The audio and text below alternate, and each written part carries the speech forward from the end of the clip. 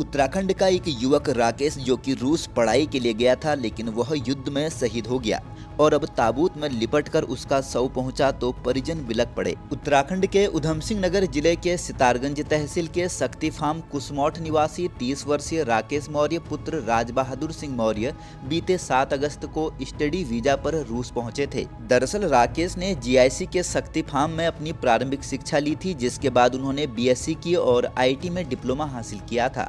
पढ़ाई में होनहार राकेश का मकसद सिर्फ उच्च शिक्षा हासिल करना था, जिसके तहत उन्हें सेंट पीटर्सबर्ग यूनिवर्सिटी में दाखिला लेना था।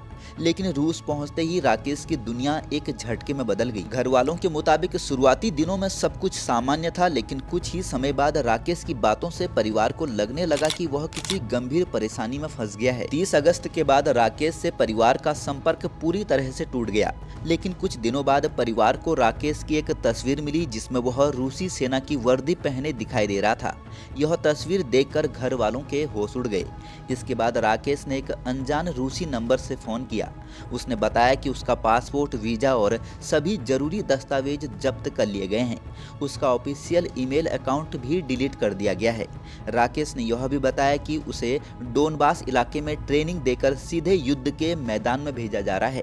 इस कॉल के बाद परिवार की उससे फिर कभी बात नहीं हो सकी। परिजनों का कहना है कि राकेश की सुरक्षित वापसी के लिए भारतीय दूतावास से संपर्क किया गया था, जबकि इस मामले में विदेश मंत्रालय और स्थानीय प्रशासन से भी संपर्क साधा गया, लेकिन तमाम कोशिशों के बावजूद भी राकेश की जिंदगी नहीं बच पाई। परिजनों से हुई आखिरी बातचीत के बाद ही कुछ दिन बाद ही राकेश की जिंदगी जंग में चली गई। जैसे ही राकेश की यूक्रेन में हुए बम ब्लास्ट से मौत की खबर राकेश के परिजनों को मिली तो उनके पैरों तले जमीन खिसक गई। राकेश का पार्थिव शरीर बीते बुधवार 17 दिसंबर को उनके घर ले जाया गया, जहां पर हर किसी की आंखें नम थी। 3 भाइयों में राकेश सबसे बड़े भाई थे, जिनकी शहादत के बाद से परिजन पूरी तरह से टूट चुके हैं। राकेश का एक भाई बेंगलुरु में नौकरी करता है, जबकि छोटा भाई बीटेक की पढ़ाई कर रहा है।